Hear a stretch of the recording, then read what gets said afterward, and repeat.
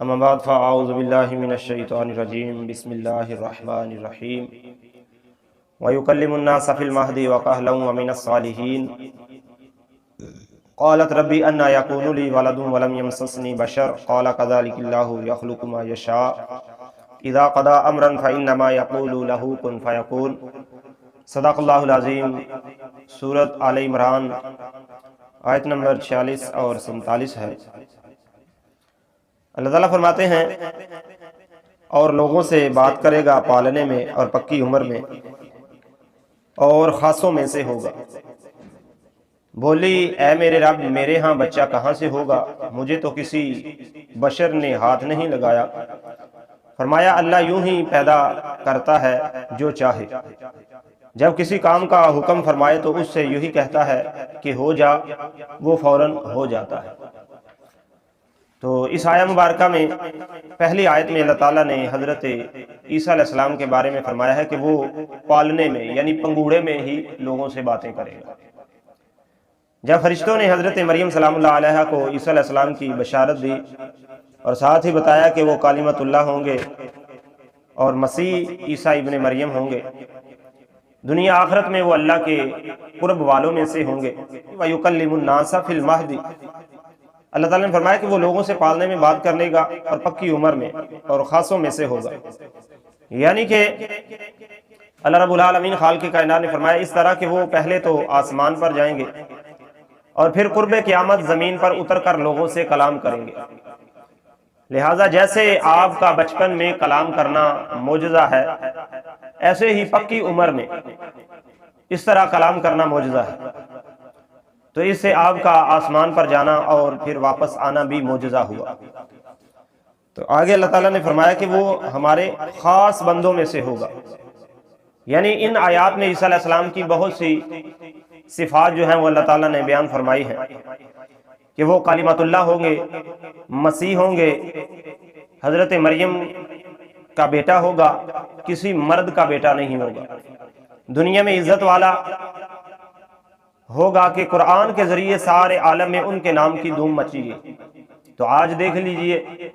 قرآن میں جگہ جگہ پر حضرت عیسیٰ علیہ السلام کا ذکر جو ہے وہ موجود ہے، اور قرآن میں ذکر آپ کا موجود ہونے کی وجہ سے پورے عالم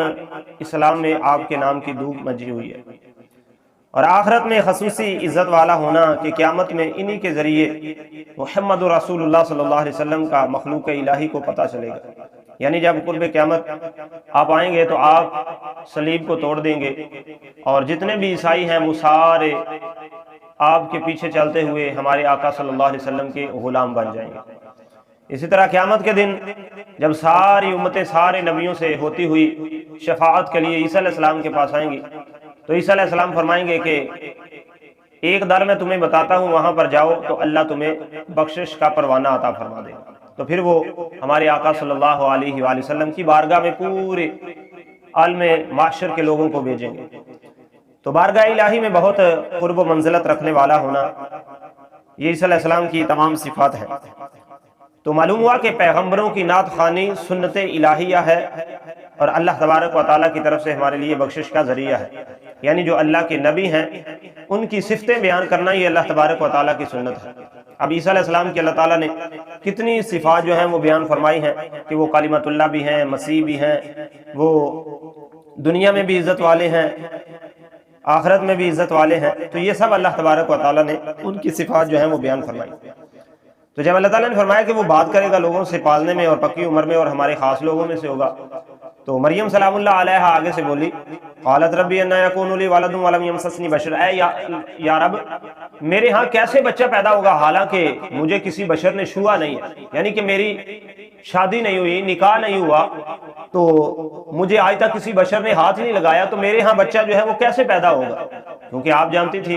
کہ قانون قدرت یہی ہے کہ مرد و عورت کا جب نکاح ہوتا ہے تو پھر اولاد جو ہے وہ پیدا ہوتی ہے، لیکن ایسا معاملہ تو یہاں تھا ہی نہیں، تو اس لیے آپ نے اللہ کی بارگاہ میں یعنی مریم سلام اللہ علیہ نے عرض کی۔ تو آگے اللہ نے فرمایا قال کذالک اللہ یخلق ما یشاء، فرمایا یوں ہی اللہ تعالیٰ پیدا کرتا ہے جو چاہتا ہے۔ اور کیسے پیدا کرتا ہے؟ اذا قضا امرا فانما یقول له کن فیکون، کہ رب تعالیٰ جب کسی کام کا ارادہ فرماتا ہے تو اس سے کہتا ہے ہو جا، تو وہ فوراً ہو جاتا ہے۔ یہی اللہ تعالیٰ کی قدرت ہے۔ تو اللہ تبارک و تعالیٰ یعنی کہ اس آیت میں یہ بیان فرما رہے ہیں کہ تم کواری ہی رہو گی اور کواری ہونے کی صورت میں ہی تمہیں ہم اپنی رحمت سے فرزند عطا فرمائیں گے، اور اللہ تعالیٰ بڑی قدرت اور عظمت والا ہے۔ تو یقیناً پھر ایسا ہی ہوا کہ اللہ تبارک و تعالیٰ نے حضرت مریم کو بغیر شادی کے ہی اپنی رحمت سے اپنے پیارے نبی حضرت عیسیٰ علیہ السلام جو ہیں وہ عطا فرمائے۔ تو دعا ہے اللہ تعالیٰ اپنے حبیب کا صدقہ ہمیں اپنی قدرتوں کو سمجھنے کی اور قرآن و حدیث کے مطابق عمل کرتے ہوئے اپنی زندگی گزارنے کی توفیق عطا فرمائے۔ ہم اہل ایمان جو ہیں وہ تمام اللہ کے نبیوں پر ایمان لاتے ہیں، لیکن عمل جو ہے وہ شریعت مصطفیٰ صلی اللہ علیہ وسلم پر ہے۔ ایمان سارے نبیوں پر ہے اور عمل جو ہے وہ نبی رحمت صلی اللہ علیہ وسلم کی شریعت یعنی قرآن و حدیث پر ہے۔ تو اللہ ہمیں قرآن و حدیث پر عمل کی توفیق عطا فرمائے، آمین۔